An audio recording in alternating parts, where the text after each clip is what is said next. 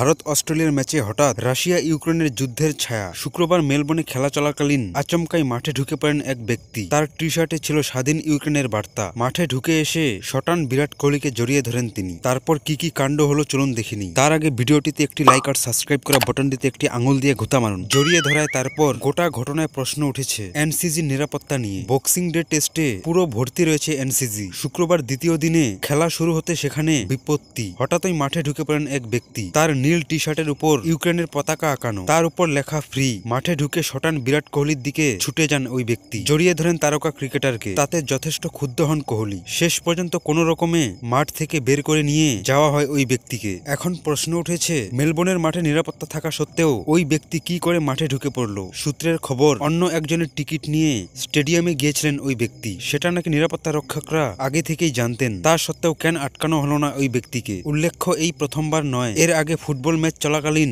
এইভাবে মাঠে ঢুকে বিশৃঙ্খলা তৈরি করার অভিযোগ রয়েছে এই ব্যক্তির বিরুদ্ধে। আপাতত জেলে পাঠানো হয়েছে তাকে। উল্লেখ্য প্রায় 3 বছর ধরে চলছে রাশিয়া ইউক্রেনের যুদ্ধ। তবে তারও আগে 2014 সালে তৎকালীন ইউক্রেনের অংশ ক্রাইমিয়া দখল করে নেয় রাশিয়া। সেখানকার জনতাও একাংশ বারবার রুশ স্বাধীনতার অবসান চেয়ে সুর চড়িয়েছেন। শুক্রবার মেলবোর্নেও সেই বার্তা দিয়ে মাঠে ঢুকেছিলেন সেই ব্যক্তি। তার জেরে বেশ খানিকক্ষণ খেলা বন্ধ।